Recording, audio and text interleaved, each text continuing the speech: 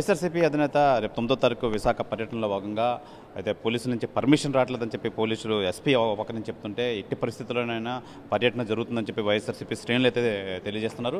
మనతో పాటు మాజీ మంత్రి గుడివాడ అమర్నాథ్ మనతో పాటు ఉన్నారు. సార్ చెప్పండి, రేపు 9వ తారీఖు మీ అధినేత జగన్మోహన్ రెడ్డి పర్యటన ఏం చెప్తారు? 9వ తారీఖు వస్తున్నారు, అందులో ఏం మార్పు లేదు. 9వ తారీఖు ఉదయం 10 గంటలకు విశాఖపట్నం చేరుకుంటారు. విశాఖపట్నం నుంచి రోడ్డు మార్గాన మాకవరపాలెంలో నిర్మాణం అవుతున్నటువంటి మెడికల్ కాలేజ్ పరిశీలిస్తారు. అక్కడ మీ అందరితో మాట్లాడతారు. వారు మా పార్టీ విధానాన్ని, రేపు జరగబోయేటువంటి కార్యాచరణని వాటన్నింటిని కూడా ప్రకటిస్తారు. తిరిగి మళ్ళీ వారి ప్రోగ్రాం ఏదైతే ఉందో వారి ప్రోగ్రాం ప్రకారం వారు తిరిగి ప్రయాణం అవుతారు. ఇందులో ఏం తేడా లేదు. రెండోది, పర్మిషన్ ఇవ్వలేదు మేము అనేటువంటిది వాళ్ళు పర్మిషన్ ఎవరు అడిగారు? వాళ్ళని పర్మిషన్ అనేటువంటిది ఎక్కడ అడగలేము. మేము ఇంటిమేట్ చేసాం. ఎందుకంటే Z+ కేటగిరీ ఉన్నటువంటి లీడరు, రాష్ట్రానికి మాజీ ముఖ్యమంత్రి. సో డెఫినెట్గా సెక్యూరిటీ అరేంజ్మెంట్స్ అనేటువంటివి ప్రభుత్వం చేయాలి కాబట్టి ఇలా వస్తున్నారు కాబట్టి మీకు ఇంటిమేట్ చేస్తున్నాం, కావాల్సినటువంటి నెసరీ సెక్యూరిటీ అరేంజ్మెంట్ చేయండి అనేటువంటిది చెప్పాను తప్ప మీరు రావాలా లేదా అనేటువంటిది మాకు అడగాల్సినటువంటి అవసరం లేదు.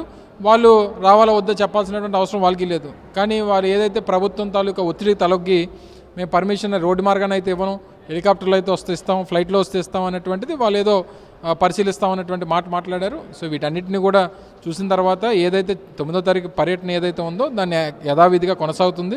ఎవరు ఆపేటువంటి పరిస్థితి లేదు. ఒకవేళ సెక్యూరిటీ ఇవ్వలేకపోతే పార్టీ నాయకత్వమే మేము వలయంలాగా నిలబడతాం, వారి సెక్యూరిటీ కింద నిలబడతాం. వారికి ఏ రకమైనటువంటి ఇబ్బంది కలగకుండా, వారితో పాటు ప్రజలు కూడా ఇబ్బంది కలగకుండా చూసుకునేటువంటి బాధ్యత కూడా మేమే తీసుకుంటాం. అనకాపల్లి ఎస్పీ నిజంగా అది అంబులెన్స్లు గడ్డొస్తాయి, 63 కిలోమీటర్లు ఇవ్వడం కష్టం, హెలికాప్టర్లో వస్తే మేము పర్మిషన్ ఇస్తామని చెప్పి ఒక ప్రకటన అయితే చేశారు. ఏం చెప్తారు? మేము ఎక్కడా కూడా మా రోడ్ షో కాదు, ఎక్కడ రోడ్డు మీద ఎక్కడ ఆపి మీటింగ్ పెట్టట్లేదు. జగన్మోహన్ రెడ్డి గారు 63 కిలోమీటర్లు వెళ్ళాలంటే బై రోడ్డు మూవింగ్ ట్రాఫికే కదా. ఒకళ్ళు అంబులెన్స్ వస్తే సైడ్కి తీస్తాము, అంబులెన్స్కి అడ్డం లేకుండా చూసుకుంటాము. ట్రాఫిక్ ప్రోటోకాల్ ప్రకారం వాళ్ళు ట్రాఫిక్ గ్రీన్ ఛానల్ ఇవ్వాల్సినటువంటి బాధ్యత ప్రభుత్వం మీద ఉంది. గ్రీన్ ఛానల్ ఇవ్వాలి, ఇచ్చినప్పుడు ఆటోమేటిక్గా ఫ్లో వెళ్ళిపోతుంటుంది.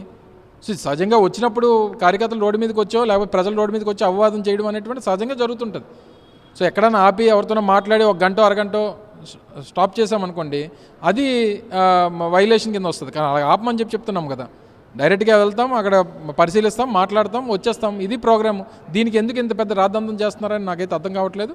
సో డెఫినెట్గా ప్రోగ్రామ్ మాత్రం మేము ఏదైతే అనుకున్నామో దాని ప్రకారం ప్రోగ్రామ్ కొనసాగుతుంది. కూటమి ప్రభుత్వం కక్ష సాధింపు చర్య కింద భావించవచ్చా? ఏం చెప్తారు? కక్ష కాదు, మేము ప్రభుత్వం తీసుకున్నటువంటి ప్రజా వ్యతిరేక నిర్ణయాల మీద ఎక్కడ ప్రజల్లో మరింత తిరుగుబాటు వస్తుందనేటువంటి భయం వల్ల కనబడుతుంది. జగన్మోహన్ రెడ్డి గారు లాంటి ప్రజానాయకుడు, ప్రజా బలం ఉన్నటువంటి నాయకుడు రోడ్డు ఎక్కితే ఏ రకమైనటువంటి రెస్పాన్స్ వస్తుందో మనం గతంలో చూసాం.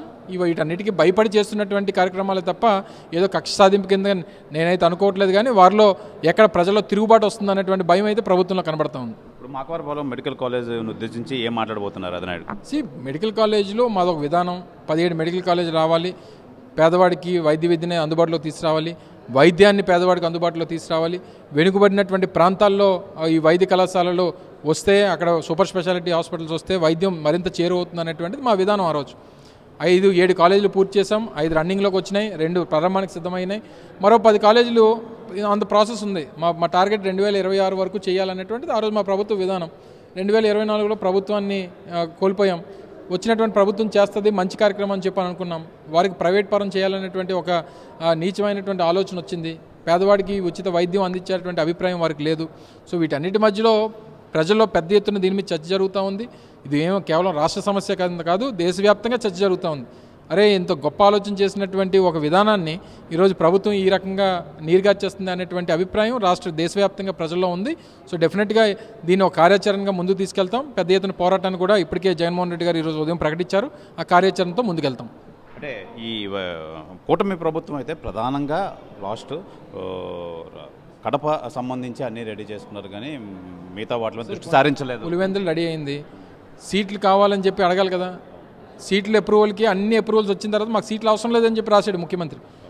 చంద్రబాబు నాయుడు గారు ఎప్పుడైతే 2024 జూన్లో ముఖ్యమంత్రిగా ప్రమాణ స్వీకారం చేసిన తర్వాత నేషనల్ మెడికల్ కౌన్సిల్కి మాకు పులివెందులకు సీట్లు ఇవ్వాల్సినటువంటి అవసరం లేదని చెప్పి రాశాడు. ఎందుకంటే విధానం ఏం చెప్పమంటాం మేము?